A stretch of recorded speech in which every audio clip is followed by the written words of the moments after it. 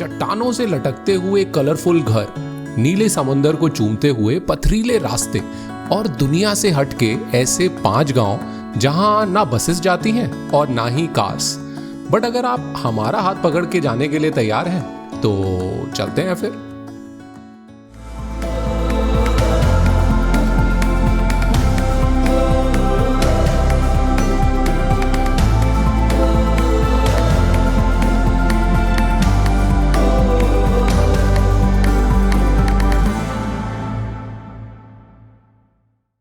Italy में रोम, मिलान, Tuscany, Florence या फिर वेनिस का नाम तो सुना ही होगा, but there is a good chance you may not have heard of Cinque Terre. Literally translating to 5 lands, this is a cluster of 5 small villages that dot the northwest coastline of Italy. अपनी picturesque setting की वजह से चिंक्वे तेरे is now a UNESCO World Heritage Site which draws in more than 2 million visitors every year. While the towns are no longer sleepy fishing hamlets, Cinque Terre has still been able to retain its timeless ambience because of the dramatic cliffs and the charming seafront villages. The 5 villages from north to south are Monterosso, Vernazza, Cornelia, Manarola and Rio Maggiore.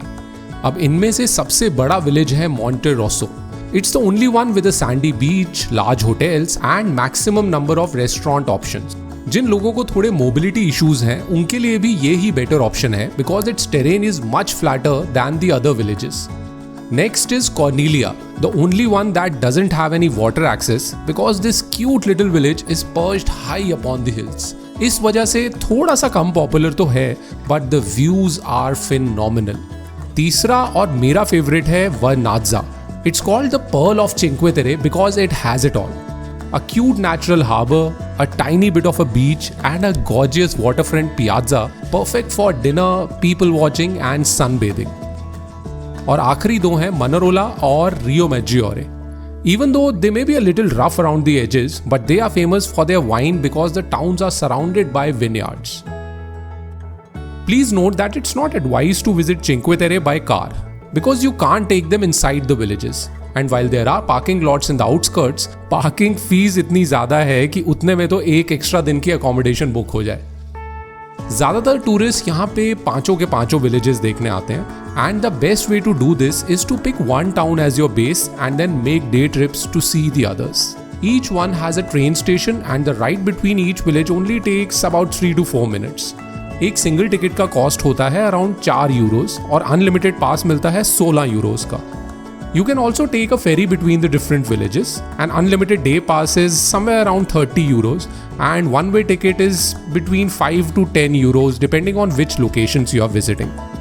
या फिर आप ये कर सकते हो जो हमने किया, एक तरफ जाओ ट्रेन से और वापस आओ फेरीज से because you don't want to miss how these towns look from the sea.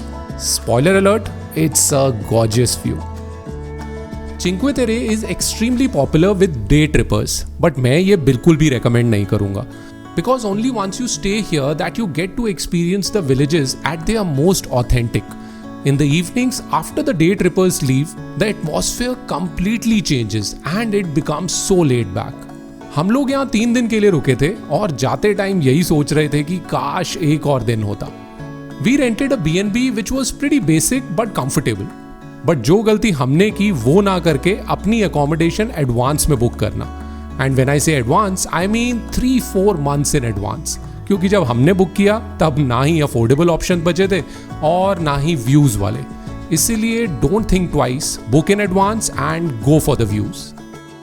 It's a shame travelling to Italy and counting calories and the food in Cinque Terre is some of the best in Italy.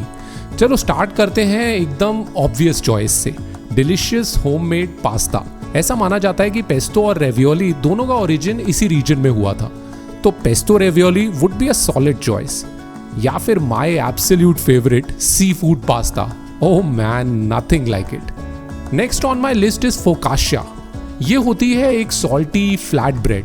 Try it with pesto, cheese और plain, और साथ में 1 cup Italian coffee. That means perfect start to the day.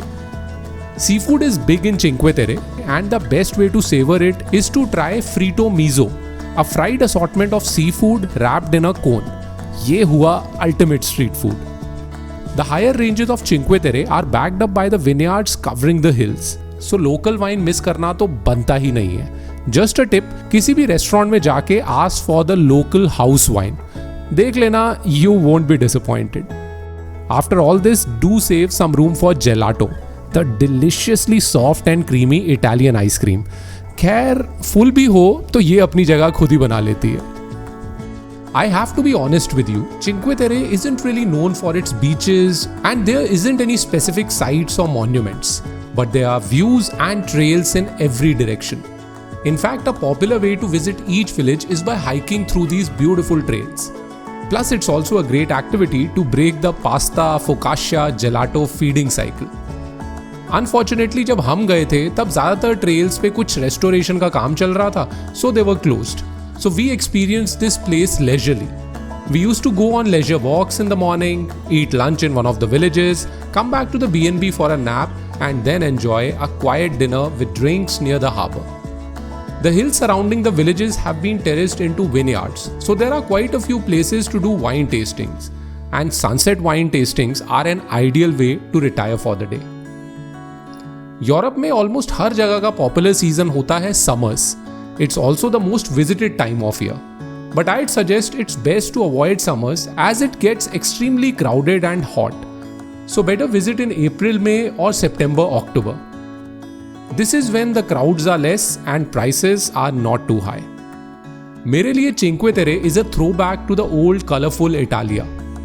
A visit here is a visit to simpler Italy without fast food chains and honking cars. इस बार के लिए इतना ही, but जल्दी मिलता हूँ ऐसी ही कुछ और पिक्चर परफेक्ट डेस्टिनेशंस के साथ. तब तक के लिए be kind, be thankful and be happy.